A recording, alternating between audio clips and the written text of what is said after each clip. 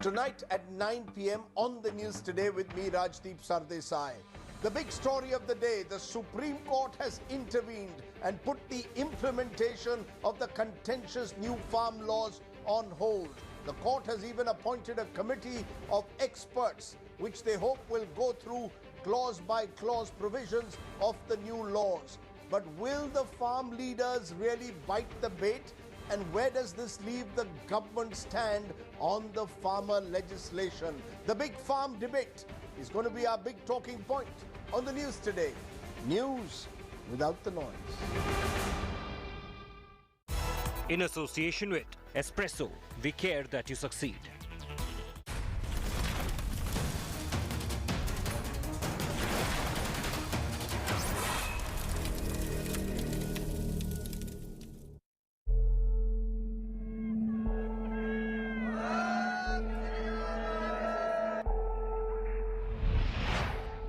On day 49 of the farmers' agitation, the Supreme Court stays implementation of farm laws. A win for farmers or a way out for the government. However, the Supreme Court's intervention leaves no impact on agitation.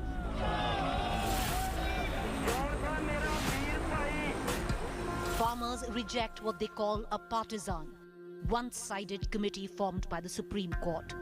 ਅੰਦੋਲਨ ਬਿਲਕੁਲ peak ਫੁੱਲ ਹੁਣ ਸਿਰੇ ਦੇ ਉੱਪਰ ਆ ਸਾਨੂੰ ਇਹਨਾਂ ਨੂੰ ਰੱਦ ਕਰਾਉਣ ਤੋਂ ਇਲਾਵਾ ਹੋਰ ਕੋਈ ਫੈਸਲਾ ਮਨਜ਼ੂਰ ਨਹੀਂ। वो सारे के सारे जो कमेटी के मेंबर्स हैं वो प्रो गवर्नमेंट है। ये आंदोलन को ठंडा करने के लिए किसानों को घर भेजने के लिए हो रहा है। Despite the stay by the apex court, farmers refuse to budge. Top story on To The Point this evening.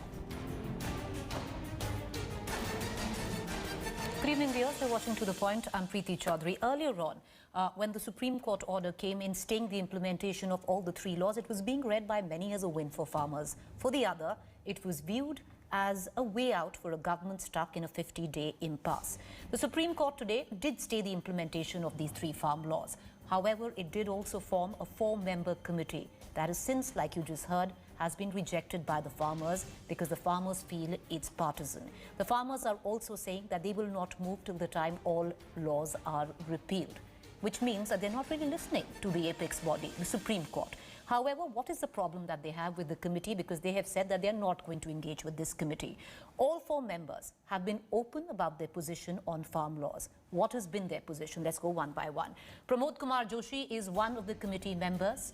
He has openly supported all 3 farm laws. He's gone ahead and said it's impossible to have legally guaranteed prices, unfair to claim that the government did not consult farmers. New laws give farmers more options. So clearly, Mr. Joshi is on the side of the government when it comes down to farm laws. Number 2, Ashok Gulati is the second member of the proposed Supreme Court panel. Well, he is a celebrated agriculture economist. He has supported all 3 farm laws throughout, compared the new laws with delicensing in 1991. Making MSP legal will spell disaster in markets is what he says. It's the main demand of the farmers, viewers. He also says the opposition has been misguiding the farmers, changing goalposts frequently. This has been the stand of Mr. Ashok Gulati. I've just quoted of some of the articles that he himself has written. Number 3, Bhupendra Singh Mann, Bharatiya Kisan Union president, supports the laws with few amendments. He met Agriculture Minister on December 14th, pledged support, called for implementation of the laws. Number 4, the 4th member of this committee is Anil Ghanwat. He's from the Shetkari Sangathan, president. Now, Shetkari Sangathan, viewers, if you don't quite understand, comes from Maharashtra. It's a big, massive union of farmers in Maharashtra. He's the head of that. He has outrightly also supported the 3 laws. He has said in various courts, demanding to scrap the laws is completely wrong. Its centre withdraws new laws. Nobody will dare bring reforms again. Plausible points. But the fact is, all 4 members of the Supreme Court committee, seemingly their position on the farm laws is pro-farm laws. This is something which the farmers fear is not in their favor. They feel they don't have any stakeholder in this committee, so what's the point talking to this committee? The merits of whether it's right or wrong, we leave it for our viewers to decide, but I'm connecting right now. We have with us Anil Ghanwat. We just told you, is one of the committee members. Ghanwat ji, बहुत शुक्रिया हमसे बात करने का. जो 4 committee members हैं उनमें से आप एक हैं। अब फार्मर्स ने घनवत जी साफ कर दिया है, क्योंकि मैं पढ़ना चाहूंगी, वो कह रहे हैं कि आप और जो बाकी 3 हैं कमेटी से, वो प्रो हैं बिल के, आप बिल चाहते हैं ये लॉज आए। आपने ये भी बोला है कि अगर ये लॉज नहीं आए तो फार्मर्स के लिए अच्छा नहीं होगा। आपने ये भी बोला है कि एमएसपी को लॉ में नहीं कन्वर्ट करना चाहिए। अब वो कह रहे हैं, वो आप पे कैसे भरोसा करें, क्योंकि आप तो गवर्नमेंट की तरफ हैं। मैं तो ये कहूँगा कि आदरणीय सुप्रीम कोर्ट ने एक अच्छा कदम उठाया है। पिछले 50 दिनों से जो आंदोलन चल रहा है और इसने बड़े ठंड में किसान बैठे हैं, 51 किसानों ने शहादत दी है इस आंदोलन में, तो कहीं तो भी ये रुकना चाहिए और किसानों के हित में एक कानून बनना चाहिए। जो कानून सरकार ने पारित किए थे वो अगर हमें मंजूर नहीं है तो उसमें संशोधन करके, उसमें सुधारना करके किसानों के सामने, सरकार के सामने फिर से पेश करना पड़ेगा। तो कानून रद्द करने की जो जिद हमारे आंदोलक किसान नेता कर रहे हैं, मैं तो ये कहूँगा कि पिछले कई सालों से, 70 सालों से जो कानून हमारे देश में चल रहा था तो वही चालू रहेगा अगर किसान ये कानून पीछे लिए गए तो पिछले 70 सालों में क्या रिज़ल्ट है इसका? 4.5 लाख किसानों ने आत्महत्या की है, वो कर्जे में डूब रहे हैं और किसान गरीब होता जा रहा है। तो इससे बाहर निकालना है तो कुछ हल निकालना पड़ेगा, कुछ तो कुछ कानून बनाना पड़ेगा। अब ये कानून आपको मंजूर नहीं है तो उसमें सुधार की आवश्यकता है। तो सुप्रीम कोर्ट ने अभी इंटरवेंशन करके उसमें आपको एक समय दिया है। तो इस समय में जो कमेटी गठित की गई है उससे कोऑपरेट करके, बात करके एक सबके हित में रहेगा ऐसा एक कानून का ड्राफ्ट तैयार करके, एक रिपोर्ट तैयार करके पेश करेंगे ऑनरेबल सुप्रीम कोर्ट के सामने। तो उसके बाद सुप्रीम कोर्ट और गवर्नमेंट तय करेगी आगे क्या करना है। घनवत साहब, पर किसान जो प्रोटेस्ट कर रहे हैं, मान लिया कम है, 3 स्टेट के हैं, 4 स्टेट के हैं, 1 स्टेट के हैं, जो भी है, वो तो ये कह रहे हैं कि उनको संशोधन तो चाहिए नहीं, अमेंडमेंट उनको नहीं चाहिए। वो कह रहे हैं हम नए लॉ के लिए तैयार हैं, पर आप ये 3 कानून वापस ले लीजिए, हम इकट्ठे बैठ के नया लॉ करेंगे, क्योंकि आपने हमें तो कंसल्ट किया नहीं था जब आप ये 3 लॉ ला रहे थे। अब उनकी चिंता ये है घनवंत जी, आप और जो अगले 3 हैं सुप्रीम कोर्ट कमेटी में, आप तीनों कहते हैं कि आप अमेंडमेंट कर लो, लॉ अच्छे हैं। वो तो कह रहे हैं आप गवर्नमेंट की जबान बोल रहे हैं। हमने तीनों कानूनों का समर्थन नहीं किया है। हमने एसेंशियल कमोडिटी एक्ट के कानून के बारे में सुधार की हमने उसमें अपेक्षा व्यक्त की है। उसमें लीगल जो उन्होंने एस्पेक्ट रखा था, रेवेन्यू के द्वारा न्याय देने का जो प्रावधान रखा था, उसके बारे में हमारा ऑब्जेक्शन था। ऐसे हमारे भी ऑब्जेक्शन थे, पूरी तरह से हमने समर्थन नहीं किया है। लेकिन पिछले 40 सालों से हमारा संगठन किसानों की आज़ादी के लिए लड़ रहा है। उसको व्यापार की आज़ादी चाहिए, उसको टेक्नोलॉजी की आज़ादी चाहिए। और अगर ये पहला कदम किसी भी सरकार ने उठाया है कि किसानों की पाँव की बेड़ियाँ तोड़ने की कोशिश की है, तोड़े नहीं है, तो उसका समर्थन हमने किया है। नहीं तो केवल किसी पार्टी के सरकार ने ये ला है करके विरोध करना और हमने 40 साल जो मांगा है उसके ही विरोध में खड़ा रहना कैसे ये हो सकता है। तो हमने, आज मैं इस बारे में कोई कमेंट नहीं कर सकता। आज मैं कमेटी का सदस्य हूँ। आज मेरी जो राय है, मेरा जो आइडियोलॉजी है, वो बाजू रख के मेरे को काम करना पड़ेगा। जो आंदोलक किसान नेता है उनके साथ बात करके उनको क्या चाहिए उसके बारे में स्टडी करके, अगर उनको प्रोटेक्शन चाहिए, एसएमपी का सपोर्ट चाहिए तो वो कैसे दिया जा सकता है उसके बारे में हम सोचेंगे। जिन किसानों को फ्रीडम चाहिए उनको फ्रीडम कैसे दिया जा सकता है उसके बारे में रिपोर्ट तैयार होगी। हमारा अभी जो पूर्व का सोच है उसका कोई मायने नहीं रखता। घनवंत जी, वही तो दुविधा है, क्योंकि किसान कह रहा है आपकी आइडियोलॉजी को लेकर ही उनको दिक्कत है और उनको आप पे विश्वास नहीं है। पर जो आपने बोला सही बोला कि आप कोशिश करेंगे कि आप उनसे बातचीत करें। चलिए कोई संविधान निकले, क्योंकि 50वां दिन हो जाएगा कल। बहुत शुक्रिया घनवंत जी हमसे बात करने का। We had one of the members of the panel of the Supreme Court. He does say that he does support the law, but he will speak openly to farmers if they relent. Till now the farmers are not relenting. But let's quickly immediately cut across to Rakesh Tiket, who's joining us right now. He's the president of the Bharatiya Kisan Union. Tiket Sahab, अब किसको follow करेंगे? Government की सुननी नहीं है, supreme court को भी follow करना नहीं है। उन्होंने बोला है, कमेटी बनाई है, बात करिए, आप कह रहे हैं नहीं।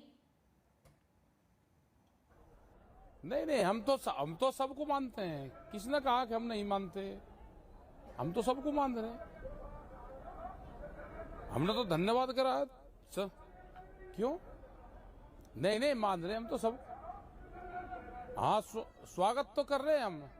नहीं, स्वागत कर रहे हैं हम तो सुप्रीम कोर्ट का कि उन्होंने सुनवाई करी, किसान का नाम लिया, उन्होंने बुजुर्गों को, बच्चों को, महिलाओं को हटाने की बात करी, तो हम धन्यवाद करते हैं कि उनको हम कर उनको घर भेजेंगे, सलाह करेंगे उसमें सब। और जो हमको लीगल, जो हमको देना होगा वो हम अच्छा, बिल वापसी नहीं लेंगे, ये बाया मीडिया अपने कमेटी के लोग फिर सुप्रीम कोर्ट के माध्यम से वहां पे भेजेंगे। अरे कमेटी तो बनी हुई थी भाई, मीटिंग चल रही है ना सरकार से, उसी में ही भेज दो 4 आदमी को। और इनके एडवाइजर तो वहां पे एडवाइजर तो जाते हैं ना इन लोगों के, सरकार के 10 लोग जाते हैं ना उसमें, सरकार के 40 लोग शामिल होते हैं ना उस कमेटी में, तो 4 आदमी और आ जाएंगे वहीं पे, वहीं सलाह कर लेंगे 15 तारीख को। इनको बिल वापसी लेने पड़ेंगे। ये कब बिल वापसी लेंगे, सरकार को ये बताना पड़ेगा देश को। बिल वापसी लेने पड़ेंगे इनको, एमएसपी पे कानून बनाना पड़ेगा। देश को आप ज्यादा गुमराह नहीं कर सकते।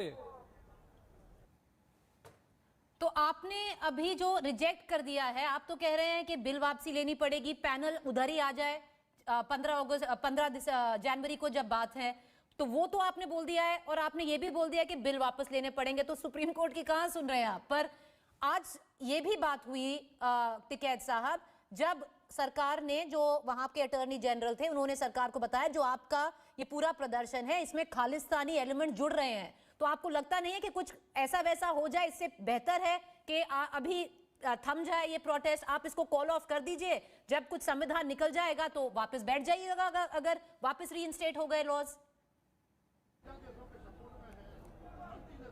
भाई हमारी इंटेलिजेंस इतनी कमजोर है क्या कि बाहर के लोग आ रहे हैं उन्हें पकड़ नहीं सकती? कोई इस तरह के लोग हैं उसको पकड़ो, हम कोई मना कर रहे हैं उनको। इन्होंने ही कहा कि यहाँ पर खालिस्तानी, पाकिस्तानी, अफगानिस्तानी है, इसलिए हमने 26 तारीख रखी कि हम देश का झंडा लेके ट्रैक्टरों के साथ में जो हमारे नौजवान हैं वे आगे चलेंगे, और उस दिन पता चलेगा कि कौन असली है। भाई हमको पुलिस प्रशासन रोकेगा, कौन उस पर वाटर कैनन का इस्तेमाल करेगा, उस दिन पता चलेगा कि नेशनल झंडे को लॉस कौन देता है। यही तो आंदोलन को बढ़ाएगी, जो इस तरह की जो विचारधारा है। ये पहले थी 15 दिन, ये 1 महीना पहले भी इनकी यही विचारधारा थी। पिछले जब आंदोलन शुरू हुआ तो 8-10 दिन यही चली, अब फिर इनकी कल से फिर यही चली है। अब अगला जो इनका टारगेट है वो इन्होंने बना लिया पूरा अपना। बहुत शुक्रिया टिकैत साहब हमसे जुड़ने का। पर आपने तो अभी तय कर लिया है कि अब ये आंदोलन चलेगा, चाहे वो स्टे हो जाए, थम जाए, पर आप लोग नहीं हटने वाले। बहुत शुक्रिया हमसे बात करने का। I want to connect to our other panelist as well. I have master Shivraj Singh, Bharatiya Kisan Union President. I have Geeta Luthra, Senior Advocate, Supreme Court, Gopal Agrawal, BJP spokesperson. I want to go to you, Ms. Luthra, first. And the question I want to ask you is, there's a lot of talk right now on what really went down where the Supreme Court decided to stay the implementation of these laws. Usually we've seen, and we saw it in the, the Central Vista case, where the Supreme Court says we don't get into policy and governance. Did they get into policy and governance this time? What exactly happened? Yeah, I'm very happy with what the Supreme Court has done. And I think it sent the right message. You've got an impasse, and we've seen time and again, although most of the time Supreme Court does not look at policy, but you have seen time and again that if there is going to be a likely of a law and order issue, and if it is a farmer's if there are 3 farmer enactments, and the fact whether they have to be upheld constitutionally or not is pending before the Supreme Court. I felt one of the lines of the Chief Justice, which he said yesterday, where he said, "We are the Supreme Court of India." I felt that that was in the right spirit. Ultimately, you are seeing an impasse. We have to thank God that there has been no violence, and we have to thank the farmers for the fact that they have managed to control it as a very peaceful agitation, which normally there are some unruly elements, and an agitation, even though intended to be peaceful, becomes unpeaceful. So kudos to the farmers for this. But the Supreme Court coming and giving a stay, I feel, is something which we have to look beyond aspects of very saying policy, because ultimately constitutionality of enactments would be looked at by Supreme Court. Here the Supreme Court said you should have had a process of consultation, and this is something integral. Maybe normally the courts may not look at the fact whether it was or was not a matter of consultation, but the fact is there has to be a process of consultation before making any legislation. Let's assume the legislation is good, even if it's very good, even if it's for the farmers, even if its constitutionality will be upheld subsequently. Fact is, if you had taken consultation of all the stakeholders, it would be a happier implementation. Implementation and enforcement and bringing into effect laws which are going to affect our farmers, which is a huge aspect of our population, is clearly what is required when you are implementing a law. Now, the other aspect which we see is MSP has normally been a matter where notifications and circulars and the ministry brings the MSP. So what is being argued by the state is, look, MSP is not a matter which should be a central enactment. That perhaps may be, but then you show that you are going to bring in notifications. So there are arguments both ways, but to listen to the stakeholders, see that our farmers are actually, and we have to remember that in India, we have really small holding. Poor people have a 1 acre holding, a 2 acre holding. Maybe they are not even the people who are protesting, but they also need to be listened to. For a 2 acre, 3 acre holding, when you are selling something at rates which don't allow you to survive, will make the farmers keep their land fallow, which is what was happening. So I only feel that if we could perhaps have a committee which is more broad-based and where there would be people among the protesting farmer leaders who would then be able to say that, look, we've got a voice. And I feel the 4 people from the committee who've spoken out and who will seem to be in favor of farmer laws should not have all spoken out at this stage. You have to have an open mind. You have to have all stakeholders and then look at the perspective. Ms. And then see what is the way forward. As you say, open mind, neither pro the law nor against the law, but just hear all the stakeholders. Ms. Luthra, you're making the same point which many farmer unions are also making. Gopal Agarwal ji Hindi में बात करेंगे क्योंकि master Shivraj Singh ji भी हैं यहाँ पे.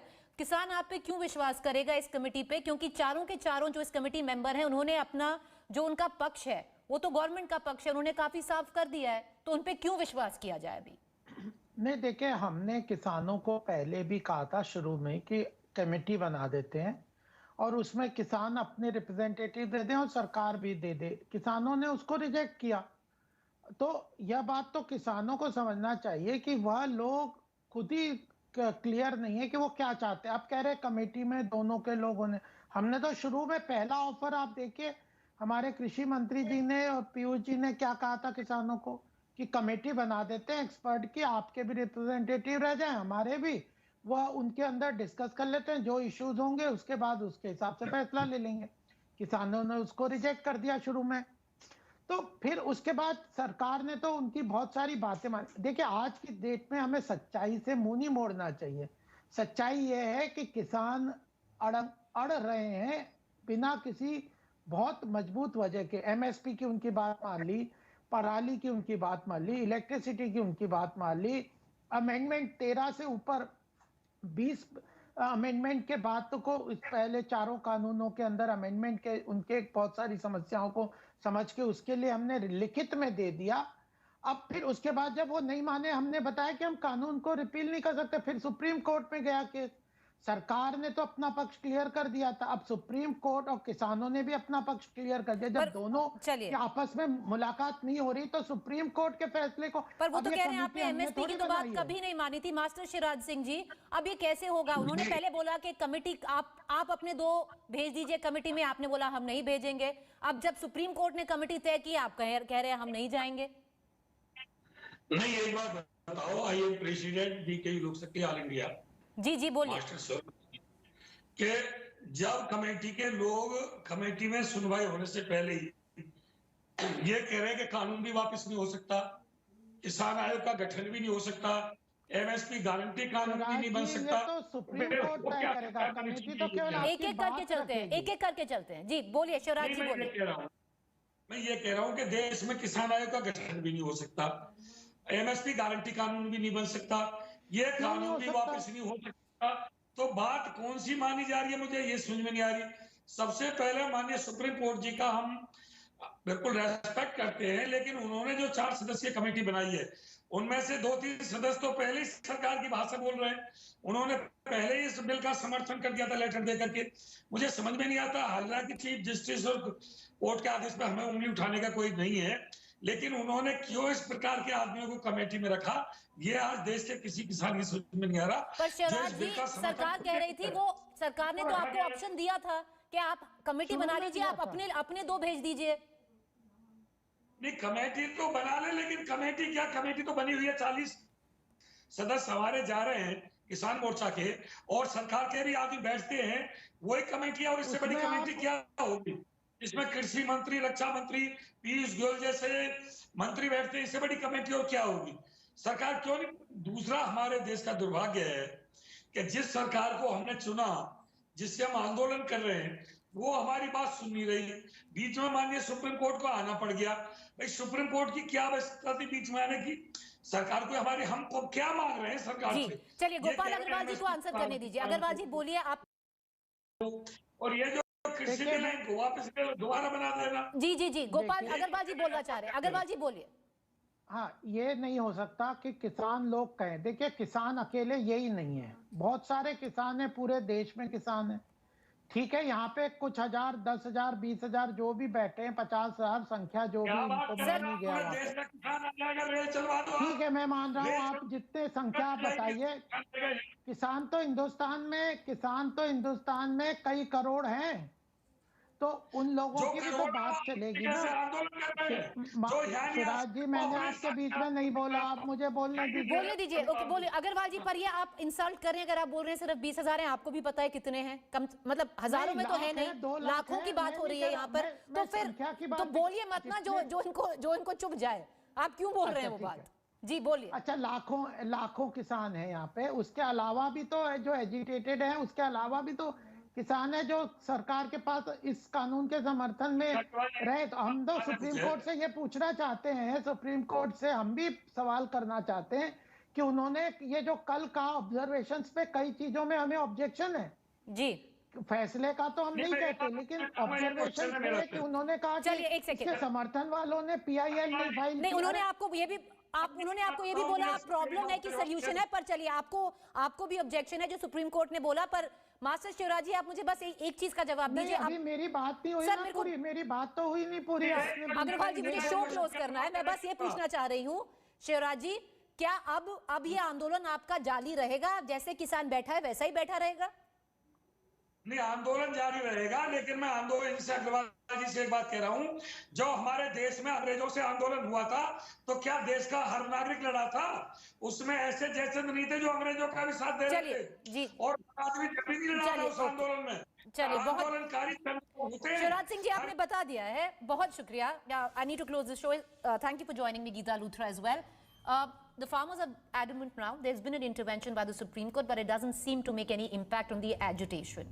The agitation for the farmers will continue.